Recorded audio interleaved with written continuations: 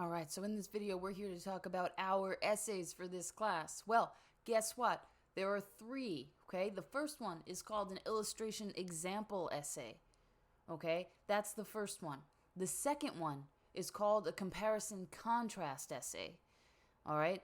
Pretty self-explanatory, right?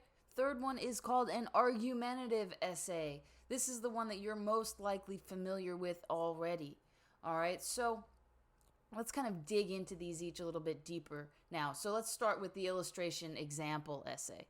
Okay, so with this essay, the major focus is on the types of evidence and the types of examples that you use. Okay, this essay comes entirely from your own mind, which means that you'll be using anecdotal evidence, evidence of your own personal experience to help convince your reader of something.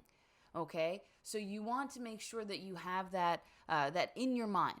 All right, now when you're writing this, you want to make sure you have 2 examples per paragraph. Okay, and the reason for that is if you only have 1, then that's not going to be anywhere near as helpful at convincing your reader of what you believe in. Take this example. So this person here, they decide they hate Walmart. Walmart is awful. No one should shop there. All of that. Okay, and the reason is because, guess what? This other person that's right up here hit them with their cart. So Walmart is an awful place because they let someone hit me with my cart. Does that hold water? No. No, it does not. Okay? And if that's your only example, you're sunk. All right? So the big thing with the illustration example essay is to develop your examples. Okay, those examples need to be descriptive. They need to support your position and they need to validate what you're saying. Okay, now let's move on to that comparison contrast essay. This sounds easy, right? This sounds like any type of time you go online to see a review of something or to compare it with a newer model, right?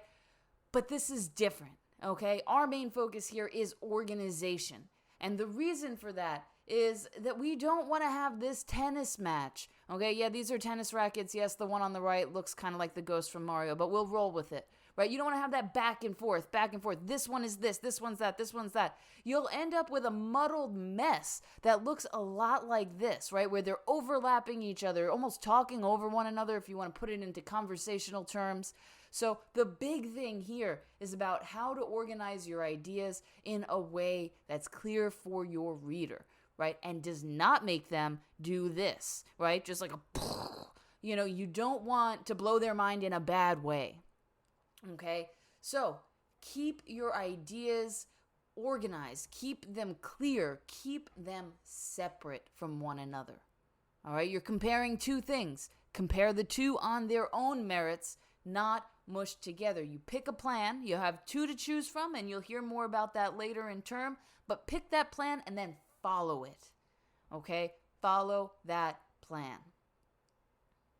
All right, so now we move on to the last essay, the argumentative essay. All right, so what's happening here? Well, we do a little bit of everything, right? We use that information from examples that we used from the illustration example essay, but this time, instead of it being anecdotal evidence, it's going to be actual research that you do. And we need to focus on our organization just like we did for the comparison contrast essay. Your reader needs to see what you think before you give them an alternative, because you know what? If you haven't, they might choose that alternative. So these components of the illustration example essay, if you put that right there with the components of the comparison contrast essay, right, those skills that you learn from them, turn it into a little math equation. So we've been turned into math. What does it come up with? Argumentative. So use the tools that you've gathered from the earlier essays to structure your argumentative essay. All right, you guys, have a great rest of your night. Do great things, and I will see you next time.